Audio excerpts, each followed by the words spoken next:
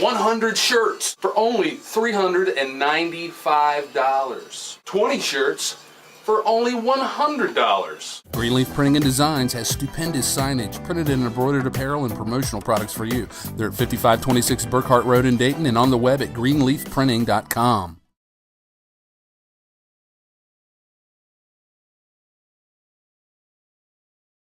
Dayton Public Schools is not alone in its financial struggles. All of Ohio schools and probably all the schools in the whole country are having some financial problems right now. Representative Mike Henne proposed a bill a couple weeks ago that would allow schools to participate in retail sales, renting of facilities, offering of services, to generate revenue for the schools. Now, this is only going to potentially generate 1% of revenue, but what are your thoughts on that? Well, I believe there's a pilot program in line with this going on in Vandalia Butler, and I don't know how that's going. Frankly, my concern with that here is in thinking about our community. This is a community where foreclosures are higher than surrounding areas, unemployment's higher than surrounding areas, and I would hate to take the schools that really belong to the community and turn around and tell the community, well, you need to rent them, and here, we're going to offer you t-shirts and coats and hats that you can buy from us. This community is not equipped and able to do that. I think, the 1%, it's 1%. But I think in a community like Dayton and probably the other urbans around the state, we're not going to get anywhere near 1%, and I don't think it's fair. Governor Kasich has suggested following a plan that's used in the Cleveland school system, and he is putting together a proposal. I guess people are criticizing it, saying that it's very similar to SB 5. I know you've spoken about this. I read some quotes of yours in Dayton Daily News, Sure. But can you talk about that for us a little bit? Sure. The Cleveland plan was drawn up by the mayor of Cleveland, who is in control of the school district at this point due to the fact that they went into financial receivership. It does have a number of elements of Senate Bill 5 in it, honestly. On the other side, there are parts of the Cleveland plan that I think people around the state can agree to. It contains increased oversight for charter schools, which right now under the law doesn't exist. And along those lines, I think there are positives in there. But to simply resurrect Senate Bill 5 is something the voters of Ohio have already spoken strongly enough about, in my opinion. Right.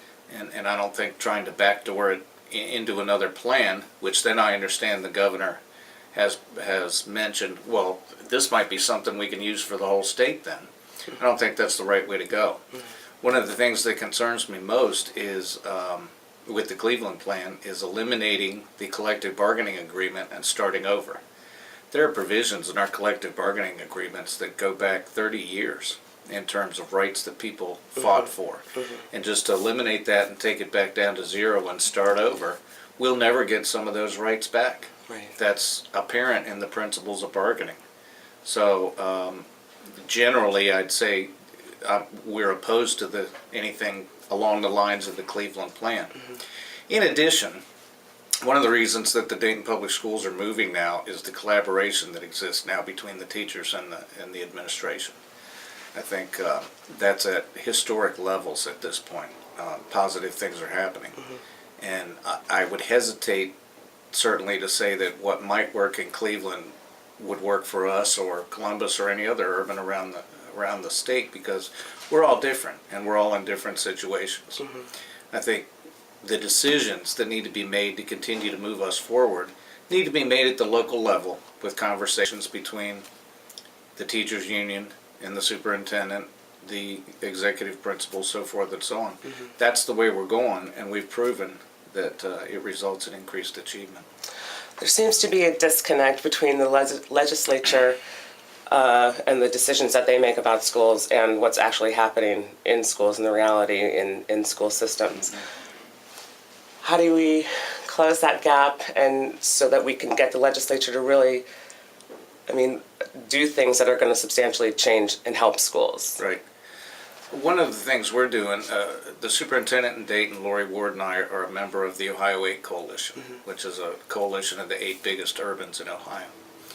One of the tasks that we've undertaken is to get into the State House, into representatives and senators' offices, and tell our story, because they don't know, and that's not a situation where I'm saying they don't know and they should. Maybe they've never been told. But our view of that is these people are elected to represent the people. And if it's up to us then to take them information they need to make more responsible decisions, we're certainly willing to do that. That's basically what taking part in the democratic process is. Thank you very much. You're welcome. I appreciate your time. No problem.